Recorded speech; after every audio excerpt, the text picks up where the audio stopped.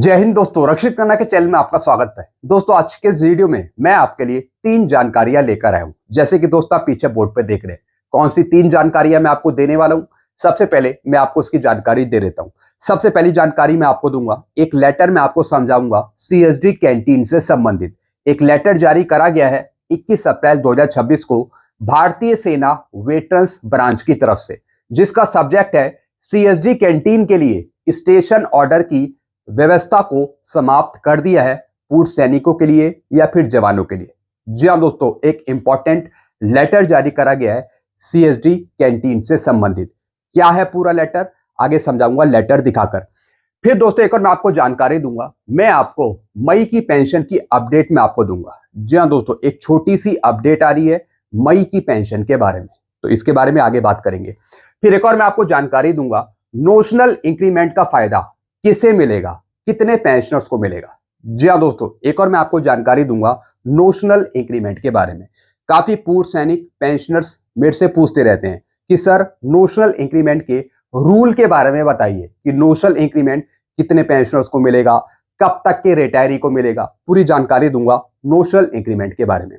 तो दोस्तों बस यही 3 जानकारियां हैं जिन पर मैं बात करूंगा आज के इस वीडियो में, इसलिए वीडियो को आप शुरू से लेकर आखिरी तक देखिएगा। जानकारियों में आगे बढ़ने से पहले एक छोटी सी अपील मैं आपसे करूंगा, और अपील है चैनल सब्सक्राइब की। देखने में आया काफी पेंशनर्स हैं, फैमिली पेंशनर्स हैं जो वीडियो तो देख रहे हैं, लेकिन अभी तक उनमें से कुछ पेंशनर्स ने चैनल को सब्सक्राइब नहीं किया। ऐसे कितने पेंशनर्स हैं? सिर्फ 37%, और कितनों ने किया है? 62%। तो मैं आपसे अपील कर रहा हूं, जितने पेंशनर्स ने अभी तक चैनल को सब्सक्राइब नहीं किया तो वो पेंशनर फटाफट सबसे पहले चैनल को सब्सक्राइब कर लीजिए। चैनल का नाम है रक्षित खन्ना। साथ ही साथ इस परसेंटेज को 62% से बढ़ाकर 100% कर दीजिए चैनल को सब्सक्राइब करके, ताकि आपको सही जानकारियां, ऑथेंटिक जानकारियां, नए लेटरों की जानकारियां, 8th पे कमीशन की जानकारियां आपको तुरंत मिल सके।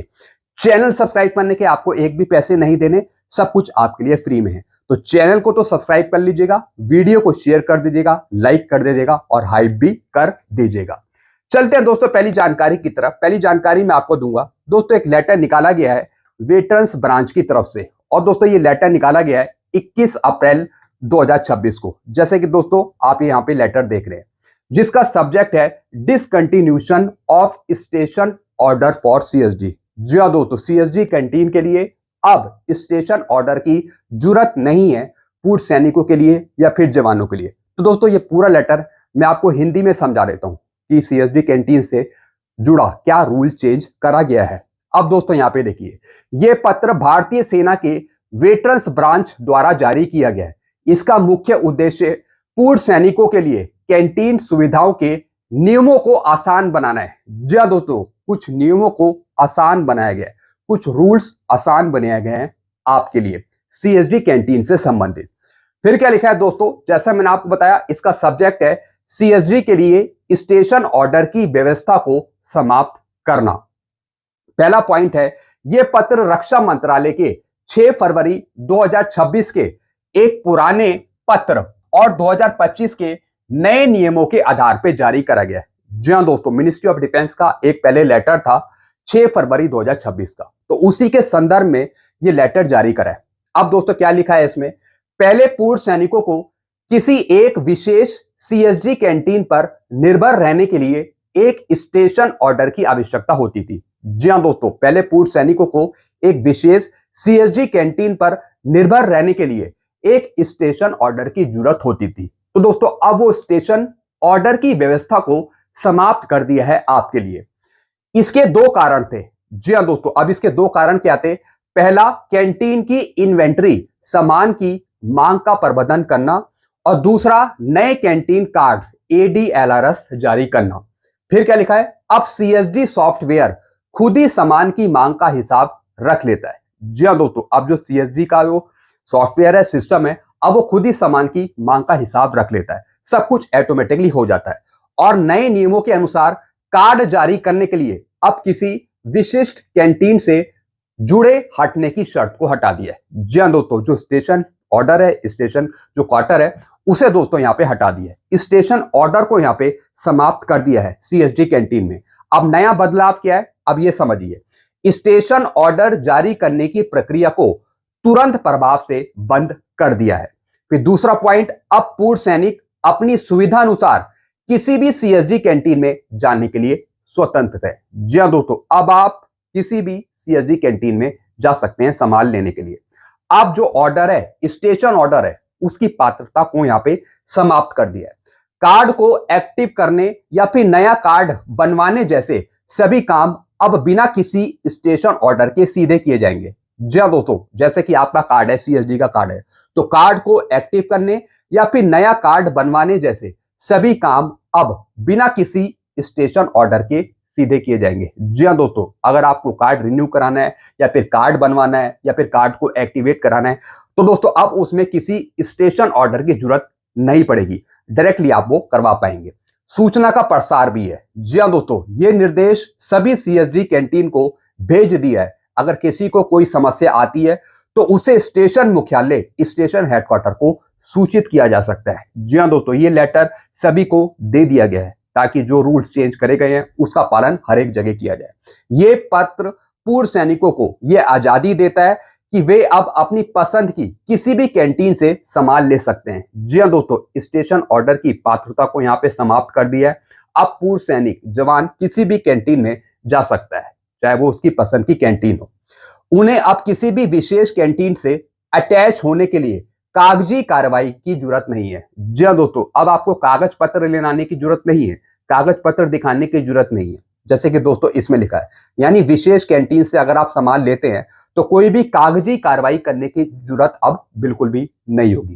तो दोस्तों ये लेटर आप मेरे से ले सकते हैं, साथ ही साथ ये लेटर भी आप दिखा भी सकते हैं किसी को, अगर आपको सीएसडी से जुड़ी कोई दिक्कत आती है या फिर प्रॉब्लम आती है सामान लेने में। चलते हैं दोस्तों अगली जानकारी की तरफ। अब दोस्तों अगली जानकारी मैं आपको दूंगा मई की पेंशन के बारे में। जी हाँ दोस्तों, जैसा आपको पता है 4 महीने का डीएडीआर का एरियर आपको मिल चुका है स्पर्श की तरफ से या फिर बैंक की तरफ से। अब दोस्तों आपको मई की पेंशन कब मिलेगी, आपकी मई की पेंशन में कितना % डीएडीआर जुड़ेगा? दोस्तों आपको मई की पेंशन मिलेगी 29 तारीख को। जी हाँ दोस्तों, इस बार 2 से 3 दिन पहले ही आपको पेंशन मिल जाएगी, क्योंकि 30 तारीख को है सैटरडे और 31 तारीख को है संडे। तो इस वजह से आपको 2 दिन पहले ही यानी 29 तारीख को आपको मई की पेंशन दे दी जाएगी स्पर्श के द्वारा, और मई की पेंशन में लगेगा डीएडीआर 60%। जी हाँ दोस्तों, मई की पेंशन आपको बढ़कर मिलेगी डीएडीआर 60% के साथ। 4 महीने का आपको डीएडीआर का एरियर दिया जा चुका है। तो दोस्तों ये एक छोटी सी अपडेट मैंने आपको दी मई की पेंशन के बारे में। एक बार फिर बता रहा हूं, 29 तारीख को आपको पेंशन मिलेगी स्पर्श के द्वारा, 29 को फ्राइडे वाले दिन, और 60% डीएडीआर इंक्लूड होगा आपकी पेंशन में, बढ़कर मिलेगी मई की पेंशन आपको। चलते हैं दोस्तों अगली जानकारी की तरफ। अब दोस्तों अगली जानकारी मैं आपको दूंगा नोशनल इंक्रीमेंट के बारे में। नोशनल इंक्रीमेंट का फायदा किसे मिलेगा, कुछ रूल्स मैं आपको समझाना चाहूंगा। नोशनल इंक्रीमेंट का लाभ मुख्य रूप से उन केंद्रीय और राज्य सरकारी कर्मचारियों को मिलता है जो अपनी वार्षिक वेतन वृद्धि की तिथि से ठीक 1 दिन पहले सेवानिवृत्त हो जाते हैं। जी हाँ दोस्तों, जैसे कि दोस्तों अगर आप 30 जून को रिटायर हो गए, अगर आपको नोशनल इंक्रीमेंट मिलना था 1 जुलाई को, अगर आपको वो नहीं मिला तो फिर आपको मिलेगा। जैसे कि कई कर्मचारी हैं, पेंशनर्स हैं जो 31 दिसंबर को रिटायर हो गए और जिनको एनुअल इंक्रीमेंट मिलना था 1 जनवरी का, तो अगर उनको नहीं मिला तो फिर उनको मिलेगा। सुप्रीम कोर्ट के आदेश और सरकार द्वारा जारी दिशा निर्देशों के अनुसार इसके प्रमुख नियम निम्नलिखित है। जी हाँ दोस्तों, अब दोस्तों इसके कुछ रूल्स हैं जो मैं आपको समझाना चाहूंगा। किसे मिलेगा लाभ, एलिजिबिलिटी क्या है, रिटायरमेंट की तारीख, ये लाभ उन कर्मचारियों को मिलता है जो 30 जून या फिर 31 दिसंबर को रिटायर होते हैं। जैसा मैंने आपको बताया, अगर आप 30 जून में रिटायर हुए हैं, अगर आपका 1 जुलाई का इंक्रीमेंट मिलता है तो दोस्तों फिर आपको वो मिलेगा। अगर आपका 1 जनवरी को मिलता है और अगर आप रिटायर हुए 31 दिसंबर को तो फिर आपको जनवरी का मिलेगा, यानी दोनों में से कोई एक। इंक्रीमेंट की तारीख, चूंकि वार्षिक इंक्रीमेंट की तिथि 1 जुलाई या फिर 1 जनवरी होती है, इसलिए ये कर्मचारी इंक्रीमेंट मिलने से महज 1 दिन पहले रिटायर हो जाते हैं। जी हाँ दोस्तों, पीछे आपने 1 साल की पूरी सर्विस करी, बस आपको आगे का नोशनल इंक्रीमेंट नहीं दिया गया, तो दोस्तों फिर आपको नोशनल इंक्रीमेंट मिलेगा। अगर आप 30 जून को रिटायर हुए तो 1 जुलाई का मिल जाएगा, या अगर आप 31 दिसंबर में रिटायर हुए तो आपको 1 जनवरी का मिलेगा। यानी जब आप रिटायर हुए हो और उससे पहले जो आपको एक इंक्रीमेंट दिया गया तो बीच में पूरा 1 साल का गैप होना चाहिए, तभी आपको आगे का नोशनल इंक्रीमेंट मिलेगा। फिर क्या लिखा है, सेवा की अवधि, कर्मचारी ने इंक्रीमेंट पाने के लिए आवश्यक 1 वर्ष की संतोषजनक सेवा पूरी की हो। जैसा मैंने आपको बताया, पूरा 1 साल का गैप होना चाहिए, पूरा 1 वर्ष की आपकी संतोषजनक सेवा होनी चाहिए। तो उस बेस पर आपको 1 जुलाई का या फिर 1 जनवरी का इंक्रीमेंट मिल पाएगा। अब दोस्तों इसके कुछ नियम है और शर्तें हैं जो मैं आपको समझाना चाहूंगा। अब दोस्तों यहां पे देखिए, केवल पेंशन गणना के लिए नोशनल इंक्रीमेंट का उपयोग सिर्फ पेंशन की गणना के लिए किया जाएगा। सिर्फ पेंशन पे ही आपको उसका बेनिफिट मिलेगा। ग्रेजुटी, लीव इनकैशमेंट, कम्यूटेशन पे कोई आपको उसका फायदा नहीं मिलेगा। सिर्फ पेंशन की गणना के लिए, सिर्फ पेंशन बढ़ाने के लिए, नगद लाभ नहीं। इसका लाभ सैलरी या फिर बोनस के रूप में नगद तरीके से नहीं मिलता। जी हां दोस्तों, ऐसा नहीं है कि आपको कैश में पैसे दे देंगे, बड़े हुए पैसे दे देंगे, ऐसा नहीं है। इसका सीधा दर आपकी बेसिक पे पे बढ़ता है। पूरा असर आपकी बेसिक पे पे बढ़ता है। आपकी बेसिक पे बढ़ती है 7 CPC की पे मैट्रिक्स के अनुसार। यह एक काल्पनिक नोशनल बढ़ोतरी है ताकि रिटायरमेंट के बाद पेंशन की राशि बढ़ सके। जब आप रिटायर हुए हो तो जिस बेसिक पे आप रिटायर हुए तो उस बेसिक पे को बढ़ा दिया जाता है एक इंक्रीमेंट देकर। जैसे किसी की 35,400 है तो दोस्तों उसको बढ़ा दिया जाएगा, 36,400 कर दिया जाएगा या फिर 36,100 कर दिया जाएगा। यानी आपकी बेसिक पे को बढ़ा दिया जाएगा और जब आपकी बेसिक पे बढ़ जाएगी तो आपकी पेंशन भी बढ़ जाएगी। यानी एक वित्तीय लाभ देना आपको, नोशनल इंक्रीमेंट लगा के एक काल्पनिक वेतन वृद्धि आपकी करनी। फिर क्या लिखा है, अन्य लाभों पर रोक। ये ग्रेजुटी, लीव इनकैशमेंट या फिर अन्य सेवानिवृत्ति लाभों की गणना के लिए लागू नहीं होता। ये मैंने आपको समझा दिया। सिर्फ इससे आपकी पेंशन ही बढ़ेगी, बेसिक पे ही बढ़ेगी। ग्रेजुटी, लीव इनकैशमेंट, कम्यूटेशन पे इसका कोई असर नहीं पड़ता। अब प्रभावी तिथि क्या है, कब से आपको इसका फायदा मिलता है?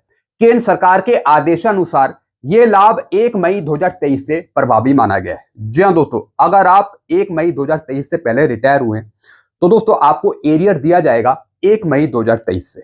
यह बात आप याद रख लीजिए। जो इफेक्टिव डेट है वो है 1 मई 2023। 1 मई 2023 से ही आपको उसका एरियर दिया जाएगा। जैसे मान लेते हैं कि आप 2020 में रिटायर हुए या फिर 2019 में रिटायर हुए, 2017 में रिटायर हुए।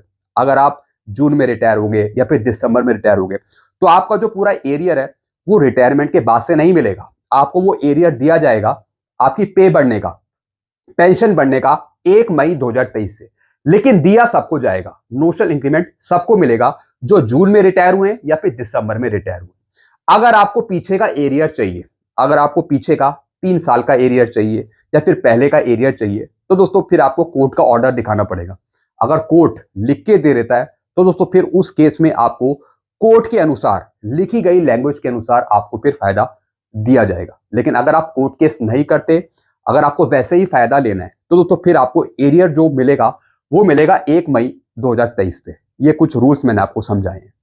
फिर दोस्तों आगे क्या लिखा है, 30 अप्रैल 2023 से पहले की अवधि के लिए कोई बकाया देय नहीं होगा। ये मैंने आपको समझा दिया। 30 अप्रैल 2023 से पहले का जो आपका एरियर है वो आपको नहीं मिलेगा। यानी एरियर आपको मिलेगा आगे का, लेकिन वो 1 मई 2023 से आगे का मिलेगा, उससे पहले का नहीं।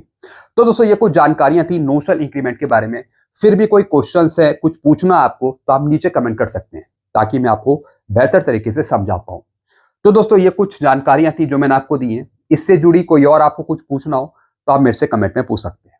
ऐसी जानकारी आपको अक्सर मिलती रहेंगी। तो ऐसी जानकारियां पाने के लिए आप चैनल से जुड़ जाइए, चैनल को सब्सक्राइब कर लीजिए और वीडियो को शेयर, लाइक और हाइप करना मत भूलेगा, क्योंकि ऐसी जानकारियां वीडियो में आपके लिए बनाता रहता हूं। Thank you so much.